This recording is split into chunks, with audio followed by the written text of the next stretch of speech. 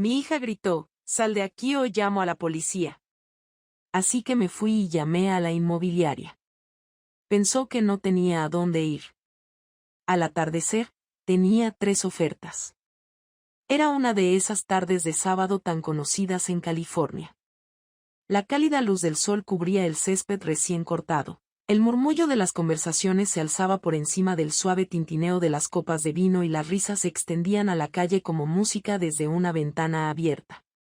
Loan había invitado a su grupo de siempre, colegas de su empresa, algunos compañeros de golf de Eric y algunas mujeres del grupo de fitness de su barrio. Yo, Evelyn May Collins, me quedé donde siempre, un poco más allá de la conversación. En la cocina.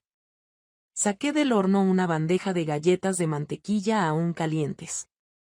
Era una vieja receta que me había transmitido mi madre. Las coloqué con cuidado, me limpié las manos en el delantal y las llevé al patio con la misma delicadeza que había aprendido de recién casada. El patio trasero bullía de alegría. Loan estaba de pie en el centro, con un cóctel en la mano, riendo a carcajadas, gesticulando demasiado. Su rubio corte de pelo se mecía con cada palabra. Coplé la mirada de Eric al salir. Me dedicó una sonrisa educada y luego apartó la mirada. Galletas para todos, dije en voz baja, ofreciéndoles la bandeja. El grupo se giró hacia mí, algunos cogieron un dulce por cortesía. Una mujer mordió el bocado y murmuró, «MMM». Fue entonces cuando Loan soltó una risita. «Oh, se queda aquí», dijo, señalándome con la mano, como si yo fuera un elemento fijo, como un parásito. La risa que siguió no fue cruel, solo incómoda. Nerviosa. Pero aún así me cayó como una bofetada. No dije nada. Me quedé allí de pie, sosteniendo la bandeja, fingiendo que no me temblaban las manos. Bajé la mirada. Eric evitó mi mirada. Nadie la corrigió. Nadie le pidió que parara. Me di la vuelta, volví a entrar en casa y dejé la bandeja en la encimera. Pasé el resto de la noche en silencio, recogiendo vasos vacíos, raspando platos, enjuagando trastos que nadie me agradecería lavar. Para cuando se fue el último invitado y los tacones de Loan resonaron en el piso de arriba, yo estaba limpiando la encimera de granito hasta dejarla reluciente. Eric pasó por detrás de mí, murmuró un «gracias», a medias, Evelyn, y desapareció. No era mamá. Ni siquiera mi suegra. Solo Evelyn. 3 días después, estaba sola de nuevo en la cocina, preparando mi té de la mañana. Busqué una taza en el armario y, con las prisas, retiré un vaso alto del escurridor. Se hizo añicos contra el suelo de baldosas con un estruendo agudo y resonante. «Maldita sí», me susurré, agachándome para recoger los fragmentos. Ni siquiera oí entrar a Loan. «¿Qué has hecho ahora?», ladró. «Lo siento mucho». Solo, levantó una mano para detenerme. «Deberías saber cuál es tu lugar», dijo con voz tensa. «No creo que tengas derecho a estar aquí». La miré, con los trozos de vidrio aún en la mano. «Loan, no», espetó. «¿Crees que solo por ser vieja tienes derecho? ¿Crees que vivir aquí es una especie de recompensa por ser pasivo-agresiva y recoger migas?» No quise decirlo, lo juro por Dios, siseó. «Si no te vas de esta casa, llamaré a la policía». Me quedé paralizada. Lauren siempre había sido brusca, incluso grosera, pero esto era diferente. «Soy tu madre», dije en voz baja. «Esto es mío». «¿Crees que eso importa?», interrumpió, sacando el móvil del bolsillo trasero. «Sal ahora mismo o te juro que pensé que estaba fanfarroneando hasta que vi su pulgar tocar la pantalla, oí el tono de marcar y la vi llevarse el móvil a la oreja». «Hola». «Sí», dijo con calma. «Necesito presentar una denuncia por allanamiento». No oí el resto. Pasé junto a ella, salí por la puerta trasera hacia el jardín donde mi romero y mis margaritas aún florecían. Me quedé entre ellos, con la respiración entrecortada, el sol repentinamente demasiado brillante. Este jardín había sido mío, la tierra bajo mis uñas, las semillas que planté, las tardes que pasé podando con cuidado y esperanza. Era el único lugar de esta casa que todavía me recordaba. Y, sin embargo, incluso allí, su voz me llegó, aguda y segura, hablando con alguien al otro lado de la línea. De verdad lo estaba haciendo. Estaba llamando a la policía. En ese momento, descalza en el patio trasero, rodeada de todo lo que había cultivado, comprendí algo que no había querido afrontar durante meses, tal vez incluso años. Lauren ya no me veía como una madre. Me veía como un obstáculo, una vergüenza, una carga que debía eliminar. Y por primera vez desde que murió Paul, no me sentí vieja. No me sentía cansada. Me sentí despierta. Frío y despierto. Este ya no era mi hogar, pero seguía siendo mi casa. Y ahora, por primera vez en mucho tiempo, iba a actuar como tal. Era la primavera de 1983 cuando Paul y yo entramos por primera vez en la vieja casa victoriana que necesitaba reformas, enclavada en una tranquila calle de un tranquilo suburbio de California. La pintura se estaba descascarando, los suelos crujían a cada paso y los azulejos de la cocina parecían no haber sido tocados desde los años 50. Pero para nosotros era un castillo. Para entonces llevábamos 16 años casados, 16 años entrando temprano y saliendo tarde, ahorrando cada centavo. No pasamos nuestra luna de miel en París. Pasamos nuestra luna de miel en una cabaña prestada en el norte del estado, cocinamos chile enlatado en una estufa portátil y tomamos chocolate caliente bajo una manta. Ese era nuestro estilo. Nada de extravagancias, solo esfuerzo. Paul pasó la mano por la barandilla ese día y sonrió como un hombre que ve cómo se forma su futuro. Tiene buena estructura, dijo. Como nosotros. Así que la compramos, la casa vieja con persianas desportilladas y un césped irregular, y la convertimos en nuestro hogar. Recuerdo pintar juntos las paredes de la sala una mañana de verano, Paul balanceándose en una escalera con vaqueros desteñidos, tarareando viejas canciones country en voz baja. Lauren, de solo 6 años, bailaba descalza sobre las lonas, con el pelo recogido en 2 coletas despeinadas. Cuidado, nena, le advirtió Paul, sonriendo, o mamá te pintará a ti en lugar de las paredes. Se rió, dando vueltas, con una mancha verde ya en la mejilla. No teníamos mucho, pero teníamos calor. Cenas en el porche, disfraces de Halloween caseros, cortinas cosidas a mano, un huerto trasero con más maleza que verduras, pero mío al fin y al cabo. Esa casa nos vio convertirnos en una familia. Me vio llorar cuando despidieron a Paul, y luego alegrarme cuando encontró trabajo arreglando aparatos de aire acondicionado. Vio cumpleaños, rodillas raspadas, proyectos escolares, noches de insomnio. Guardaba nuestros recuerdos, grabados en su propia madera. Y cuando Paul enfermó en 2006, se convirtió en nuestro último capítulo. Convertimos el estudio de abajo en un dormitorio para él porque las escaleras se volvieron demasiado pesadas. Preparé sopa y le acaricié la espalda en las peores noches. Falleció tranquilamente una mañana en esa misma habitación, con la luz del sol filtrándose por las persianas. Me quedé en la casa 5 años más después de eso. Cada crujido, cada rincón, llevaba su voz. A veces pasaba por delante de la sala y juraba que podía oírlo tararear. Pero el dolor tiene una forma de vaciar incluso los espacios más cálidos. En 2011, Loan me sugirió mudarme con ella y Eric. Será mejor para ambos, dijo. Ya no estarás sola. Y ahora tenemos el espacio. Al principio me resistí. La casa era mía, después de todo. No era grandiosa, pero era mía. Y aún olía ligeramente a la loción para después del afeitado de Paul. Pero la soledad es complicada. Puede hacer que incluso los fantasmas se sientan como compañía. Así que acepté. Empaqué mi vida, las fotos de la boda, la vajilla, los recuerdos, y le entregué las llaves a un administrador de propiedades para que alquilara la casa y generara ingresos. Me mudé a la habitación de invitados del Suburban de 2 pisos de Lauren, pensando que volvería a estar rodeada de calidez. Al principio fue agradable. Lauren me trajo té. Eric me ayudó a ordenar mis estanterías. Pensé, tal vez este sea el siguiente capítulo. Un hogar compartido, una segunda oportunidad para la cercanía familiar. Pero con el tiempo, las fronteras se difuminaron. Empezó a reorganizar mis cosas. Mi cesta de tejer desapareció. Mi viejo reloj fue reemplazado por uno digital elegante. La casa empezó a sentirse menos nuestra y más suya. Como si fuera una visita.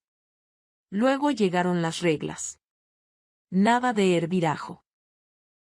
Nada de ver la tele después de las 10. Nada de visitas sin su aprobación. Un día me dijo con dulzura que las macetas de mi jardín en el patio hacían que el espacio pareciera desordenado. Obedecí. Siempre obedecía. Pero algo dentro de mí había empezado a cambiar. Hay un tipo de desamor único que no viene de desconocidos, sino de alguien a quien criaste. Alguien a quien una vez sostuviste en tus brazos mientras lloraba por sus rodillas raspadas y sus ositos de peluche perdidos. Aún así, aguanté, me dije a mí misma que era temporal, que la familia significaba paciencia. Lo que Loan no sabía y nunca se le ocurrió preguntar era que la vieja casa, la que Paul y yo compramos y en la que construimos una vida, todavía me pertenecía. El título de propiedad, la escritura, cada centímetro de madera y baldosa, incluso. Después de mudarme, nunca transferí la propiedad. Ni a Lauren ni a nadie. Guardaba los documentos en un cajón con llave, escondidos tras cartas y fotografías viejas. Y porque algo dentro de mí, incluso al principio, no confiaba del todo en la comodidad que ella ofrecía. Quizás era el instinto maternal. Quizás era simplemente saber que algunas cosas, como el hogar, no deben entregarse tan fácilmente. Y mientras estaba sentada en la pequeña habitación de invitados de la casa de Lauren, recordando la sonrisa de Paul, el olor a pintura y las risas de nuestra hija resonando en las paredes de una casa a medio reformar, me di cuenta de esto. Ya había dado suficiente. Cuando Lauren se casó con Eric, pensé que sería algo bueno. Era tranquilo, respetuoso, me abría la puerta. El tipo de hombre que siempre se ofrecía a llevar la compra y nunca interrumpía. Pero lo que no me di cuenta entonces fue que el silencio de Eric se convertiría en un refugio. No para mí, sino para la crueldad de Lauren. Empezó pequeño, como suele ocurrir con estas cosas. Mamá, quizás no cocines con salsa de pescado. El olor persiste. ¿Podríamos evitar las frituras entre semana? Simplemente no se siente limpio. ¿Puedes intentar estar en tu habitación a las 9? Estamos intentando crear una rutina nocturna relajante. Al principio, no protesté. No quería ser una carga. Limpié lo que había hecho, dejé mis pantuflas junto a la puerta y doblé la ropa más apretada de lo necesario. Luego no hubo visitas ni música a menos que usar auriculares. No se podía secar la ropa afuera ni comprar más plantas. Arruinaban la estética. Con el tiempo, me di cuenta de que mi mundo se había reducido a una sola habitación y una sola estancia. Invisible. Me permitían cocinar, limpiar y regar el jardín, pero no decorarlo. No vivir en él. Me convertí en lo que Loan una vez les contó a sus amigas. Disfrutaba ayudando, pero se sentía menos como una ayuda y más como una servidumbre. Ella nunca decía gracias. No tenía por qué hacerlo. Barría el porche todas las mañanas. Les preparaba la comida cuando trabajaba hasta tarde. Regaba sus rosales, incluso cuando se olvidaba de que existían. Era la criada sin sueldo, el fantasma del pasillo. Pero los fantasmas oyen cosas. Una noche bajé silenciosamente a calentar un vaso de leche. Me detuve en la esquina de la cocina cuando los oí hablar en la sala. Siempre está ahí, suspiró Lauren. Eric murmuró algo que no pude entender. Nos está agotando, continuó Lauren. Es agotadora. Como un desorden emocional. Me quedé allí de pie, en la oscuridad, sosteniendo el vaso, con las manos temblorosas. El pasillo estaba frío, pero me ardían las orejas. Un desorden emocional. En eso me había convertido para ella. No en una madre, ni en una viuda que intentaba encontrar la paz en la única familia que le quedaba, sino en un montón de trastos polvorientos en un rincón. Retrocedí antes de que me vieran y me senté sola en mi habitación durante horas, olvidada la leche. Pero no dije nada. Ni a la mañana siguiente, ni a la siguiente. Eso es lo que pasa con el silencio. No es debilidad. Es un libro de cuentas. Y yo tomaba notas. Lauren no gritaba a menudo. Prefería el lento goteo del desdén. Pero una noche se deslizó. Estábamos cenando con dos amigos de Eric, hombres de negocios, de esos que se hacen llamar inversores pero que no parecen invertir en nada más que puros y coches deportivos. La mesa estaba puesta con pulcritud. Había pasado el día preparando pollo asado, puré de papas y judías verdes. Todo desde cero.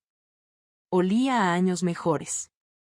A mitad de la cena, uno de los hombres bromeó: «Este pollo está increíble, Lauren». «¿Lo cocinaste tú?». Lauren rió sin parar.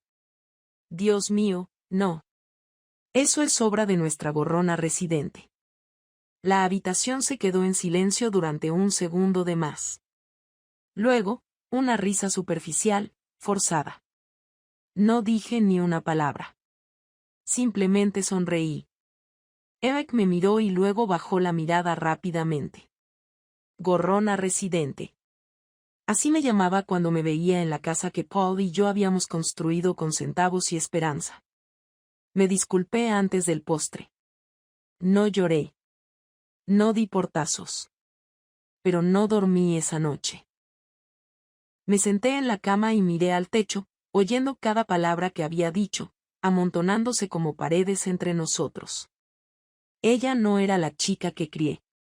La chica que crié me cogió de la mano bajo la lluvia porque le daban miedo los truenos. Solía decir: «Eres mi persona favorita, mamá». Esa chica desapareció en algún momento del camino, quizá reemplazada por la ambición, por el resentimiento, por una versión de la adultez que no daba cabida a la ternura. Pero olvidó algo. Algo importante. La casa que ahora gobernaba con sus muebles de diseño y sus kits de comida. Todavía me pertenecía. Siempre me había pertenecido. Y la mujer a la que llamaba aprovechada. Todavía tenía la escritura. Ocurrió un jueves por la tarde, una de esas horas tranquilas en las que el sol se colaba perezosamente por las persianas y la casa olía ligeramente a limpiador de limón. Estaba doblando la ropa. La mía, la de Lauren, la de Eric. Incluso había combinado sus calcetines. Las viejas costumbres son difíciles de cambiar. Lauren entró en la habitación con una carpeta elegante. Se sentó frente a mí, cruzó las piernas como una mujer de negocios a punto de vender. «Mamá», empezó con demasiada naturalidad. «Necesito un favor». Levanté la vista de la ropa sucia. «¿Qué clase de favor?». Sonrió. «De esos que no llegan a los ojos». «Algo sencillo». «Papeleo, en realidad». «Se trata de la casa». Me puse rígido. «¿Qué tal?». «Sería más fácil si estuviera a mi nombre. Ya sabes, para impuestos, para solicitudes de refinanciación de capital». «Nada cambia». «¿Seguirías viviendo aquí?». «Por supuesto». «¿Seguirías viviendo aquí? ¿En mi casa?». «No creo que sea necesario», dije en voz baja, doblando una toalla con cuidado. Lauren suspiró, como si le estuviera poniendo trabas. «Es solo una firma. Ni siquiera tendrías que ir a ningún sitio. Walter podría certificarlo si sigue vivo». La miré directamente a los ojos. El silencio que siguió fue denso. «No», repitió, como si la palabra la ofendiera. «No, Lauren. Esa casa sigue a mi nombre. Es lo único que tu padre y yo construimos juntos». No voy a cederlo. Apretó los labios. Se levantó bruscamente y salió de la habitación. Pensé que ahí terminaría todo. Estaba equivocado.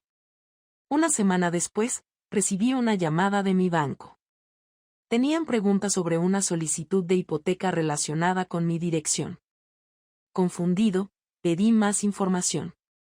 Y fue entonces cuando me enteré de que Lauren había intentado obtener una línea de crédito con garantía hipotecaria a su nombre usando mi casa, con documentos falsos que la mencionaban como propietaria principal. Pedí copias. El banco, intuyendo que algo no iba bien, accedió. Ahí estaba. La firma de mi hija en los papeles que afirmaban ser la legítima propietaria, que había heredado la propiedad, que se había hecho cargo de su anciana madre y que ahora se encargaba de todas las decisiones financieras. Observé los documentos un buen rato, con las manos temblorosas. Ya no se trataba de falta de respeto. Era robo. Más tarde esa noche, la confronté con calma. No levanté la voz. Hablé con el banco, dije, de pie en la puerta de su impecable cocina. Sé lo que hiciste. Ni se inmutó. Se sirvió un vaso de agua. No deberías estar husmeando en cosas que no entiendes, mamá. Lo entiendo perfectamente, dije. Intentaste robar esta casa. Se apoyó en la encimera, bebiendo un sorbo de agua, luego dejó el vaso y me miró. Mira, dijo con la voz repentinamente cortante. No te estás haciendo más joven. No trabajas. No contribuyes. Solo ocupas espacio. Yo cuido de esta casa, dije. Cocino, limpio. Yo.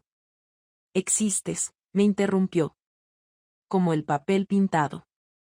Eso dolió. Pero me mantuve firme, y aún así dije, mi nombre está en la escritura. Su rostro se contrajo por un segundo. Vi algo de pánico, rabia, derecho a todo brillar en sus ojos. Luego se rió, un sonido seco y sin humor. ¿Crees que eso importa?, dijo. ¿Crees que ese papel significa algo? Dije, nada. No eres dueña de esta casa, mamá, espetó. En realidad, no. Vives aquí porque te dejamos. Porque tuve un momento de culpa y pensé que tal vez sería bueno tener a la familia cerca. Pero seamos honestos. Nadie te retuvo aquí por amor. Sentí esas palabras caer una a una, como piedras en un ataúd. No había terminado. Y si no cooperas, dijo, acercándose, quizá no deberías estar aquí. ¿Qué significa eso? Significa, dijo lentamente, que tienes una semana para irte o llamaré a la policía y les diré que estás invadiendo la propiedad. En ese momento me di cuenta de que mi hija no solo quería que me fuera. Lo quería todo. Quería la casa, la historia, la herencia, la libertad de borrarme sin consecuencias. Confundió mi silencio con una rendición, pero olvidó que no era yo quien estaba invadiendo la propiedad.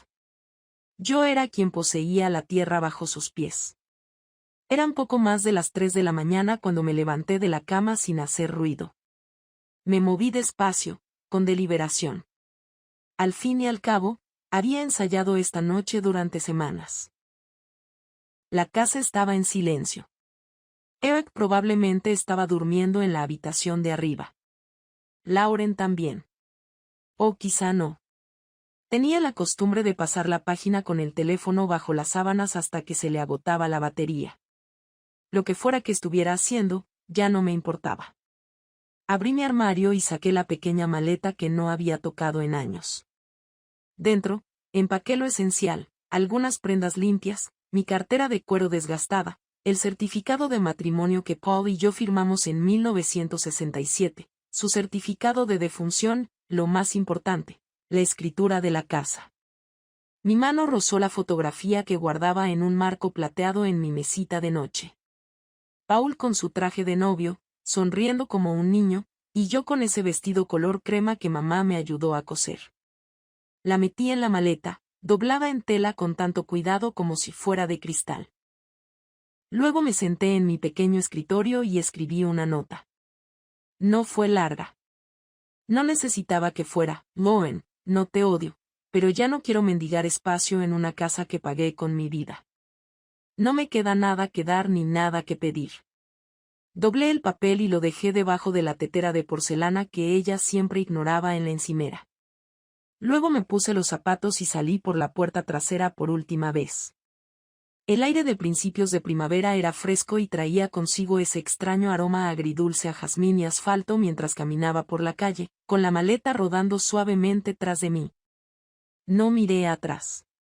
Una vez me registré en un pequeño motel junto a la autopista. Limpio, sin lujos. De esos lugares donde nadie preguntaba nada mientras pagaras en efectivo. Me senté en el borde de la cama un buen rato, mirando los vasos envueltos en plástico junto al lavabo, la pantalla parpadeante del televisor con programas de entrevistas nocturnos en silencio. Entonces metí la mano en mi bolso y saqué la tarjeta que había estado guardando. Walter Brenner, abogado jubilado, el mejor amigo de mi esposo desde el instituto. Había estado en nuestra boda. Había estado allí cuando Paul enfermó. Había estado allí cuando Paul falleció, y gracias a Dios seguía vivo.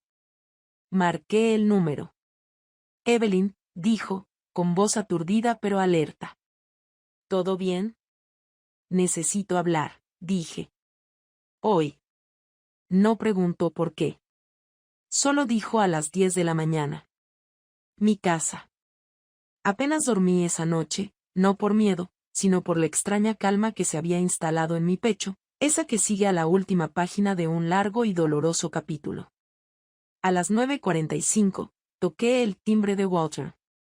Vivía en un bungalow rodeado de cítricos y colibríes. Abrió la puerta con un cardigan y pantuflas, con las gafas de leer sobre la frente. Pasa, dijo. Tienes un aspecto horrible, pero siempre lo tenías. A primera hora de la mañana. Me reí, por primera vez en semanas. Nos sentamos a la mesa de su cocina mientras yo colocaba los papeles. La escritura, el contrato de compraventa original de 1983, las facturas del impuesto predial. Todo a mi nombre. Intentó quitártelo, murmuró Walter, hojeándolos. Pero no puede.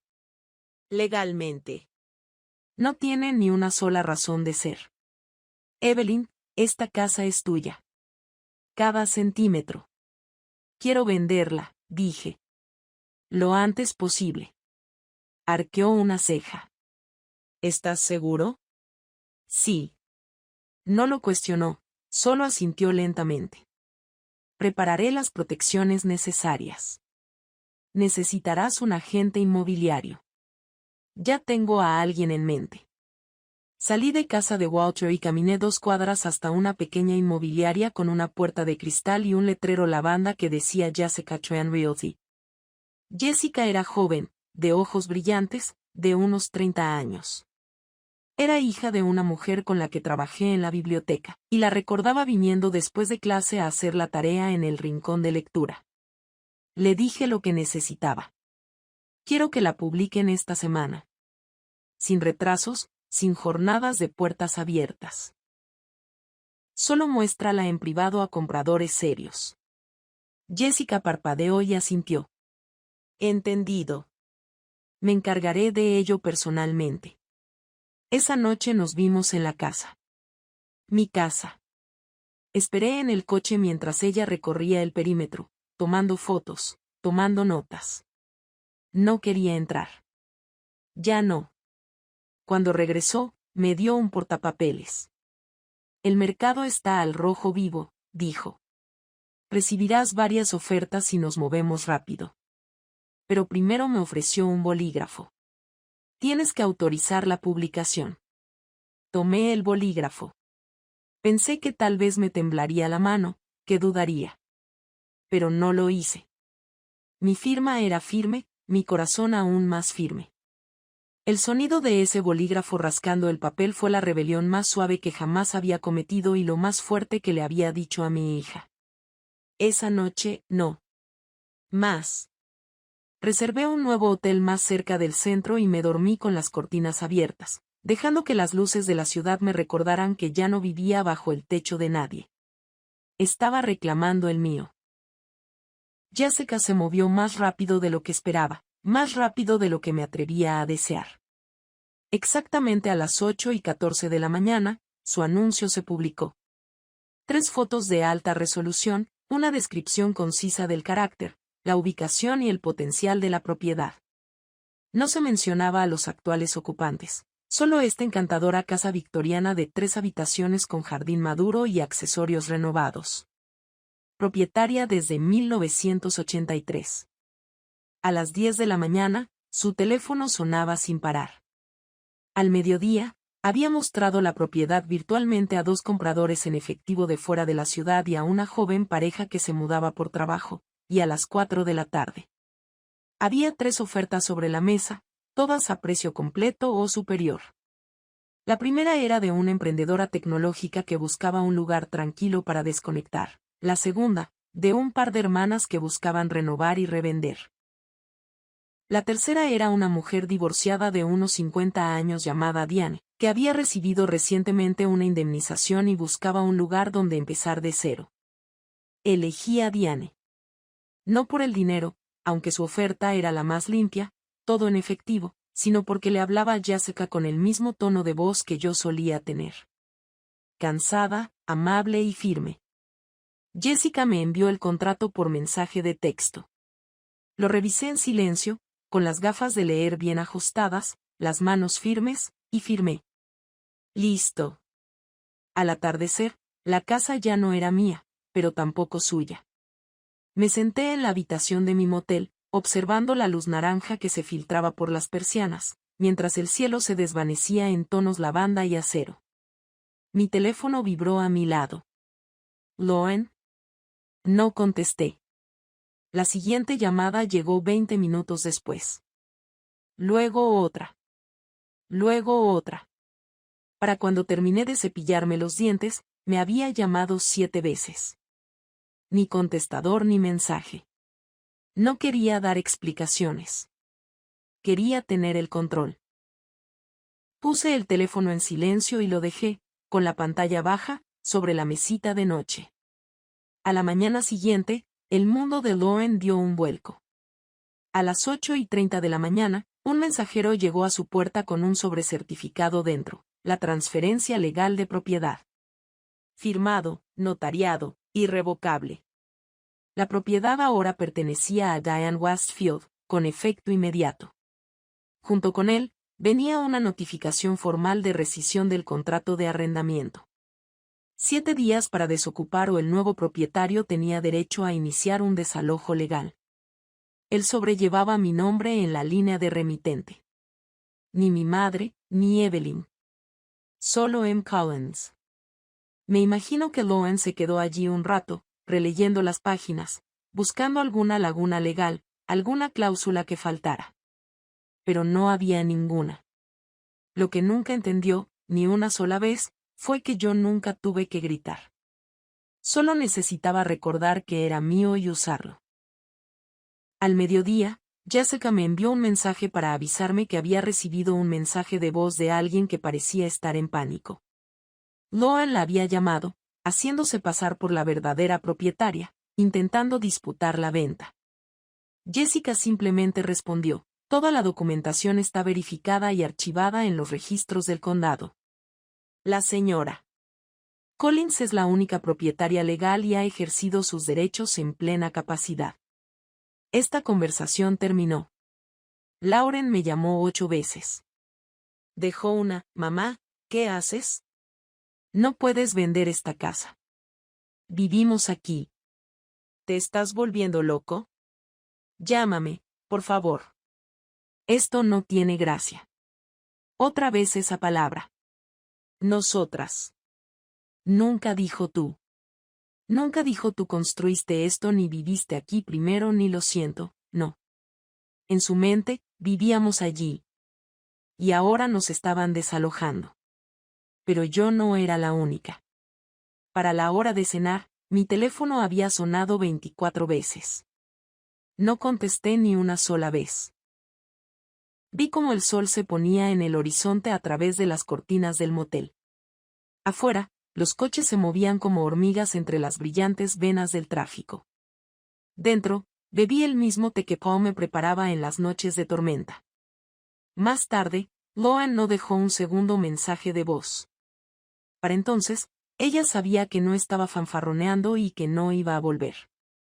Los vecinos no tardaron en darse cuenta. A mitad de semana, empezaron los susurros. Los coches reducían un poco la velocidad al pasar por delante de la casa. Los aspersores del césped silbaron en silencio, justo el tiempo suficiente para que alguien murmurara tras los setos: ¿echarán a la hija el viernes? Los rumores eran constantes. La van a desalojar. No, está ocupando. ¿Puedes creerlo? Su madre vendió la casa sin decir una palabra.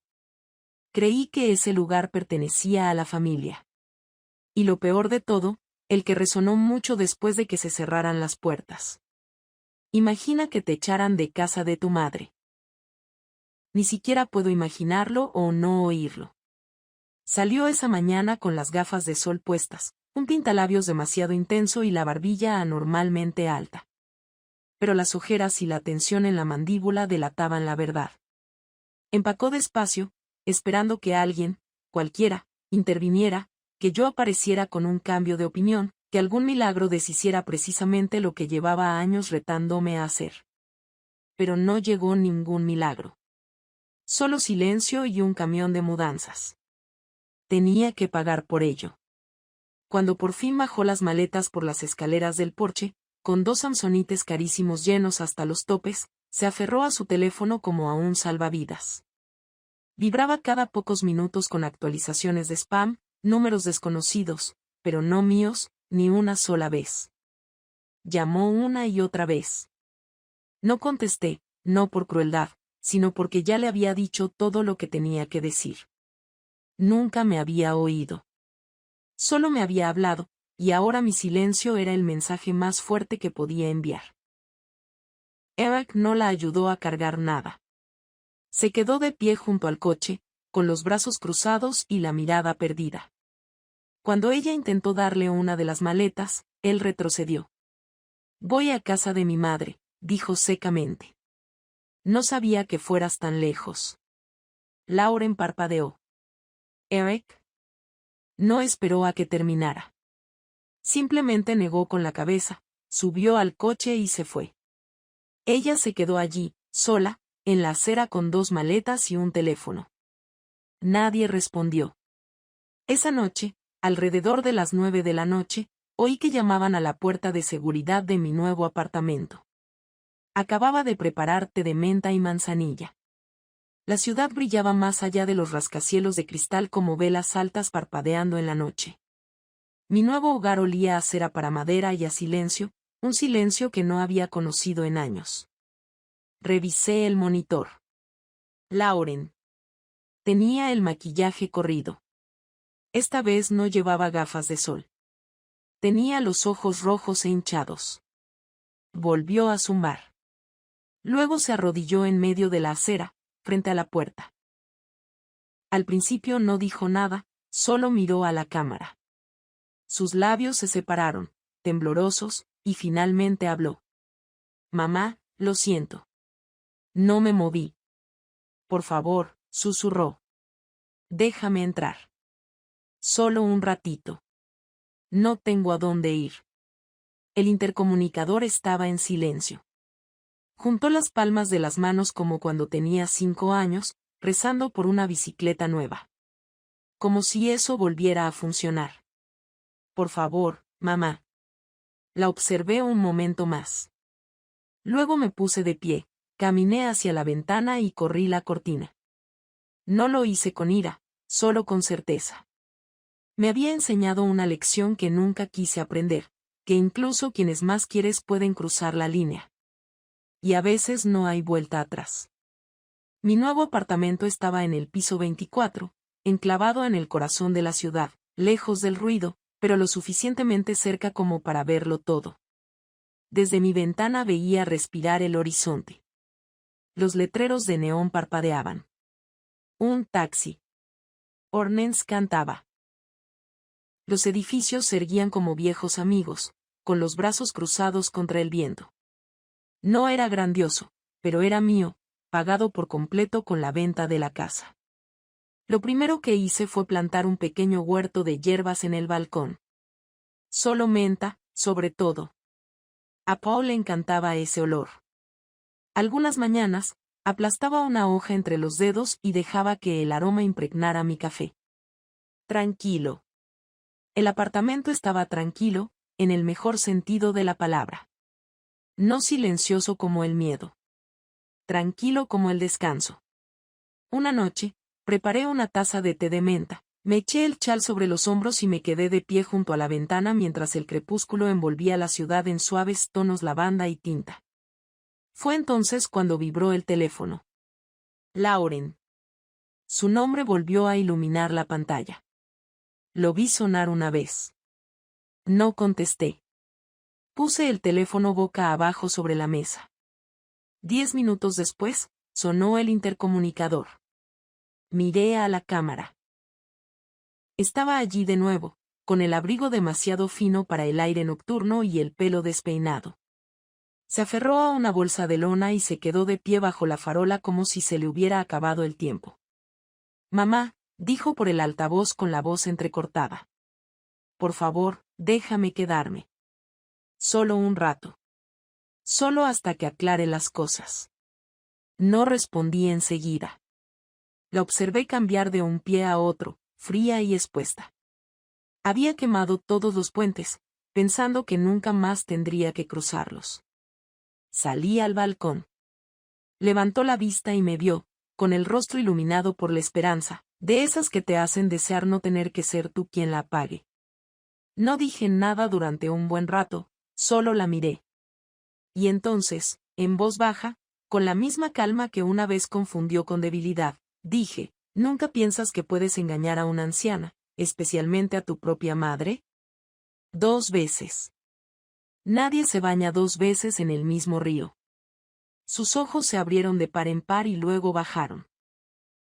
Asintió una vez, como si por fin lo hubiera entendido. Volví adentro, tomé mi té y cerré la cortina tras de mí. No la vi alejarse. No hacía falta. Ya me había ido hacía mucho tiempo. Si alguna vez te ha traicionado la misma persona a la que diste la vida, si alguna vez has estado en una habitación que pagaste solo para que te trataran como si no pertenecieras, si alguna vez has cocinado, doblado la ropa, cuidado el jardín y aún así te han llamado una carga, entonces tal vez entiendas a qué me refiero cuando digo que el silencio no es debilidad. Es el recuerdo afilando su filo. Solía pensar que la lealtad significaba permanecer callada.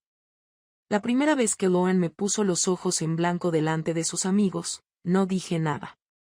Cuando me arrebató las decisiones de las manos y las sustituyó por reglas. Sonreí cuando se rió de mí como si fuera un mueble con sentimientos. La perdoné una y otra vez porque soy su madre, y las madres perdonan. Hasta que un día dejamos de hacerlo.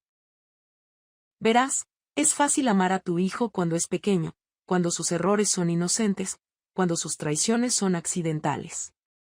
Pero ¿qué pasa cuando ese hijo crece y decide que tu vida ya no sirve?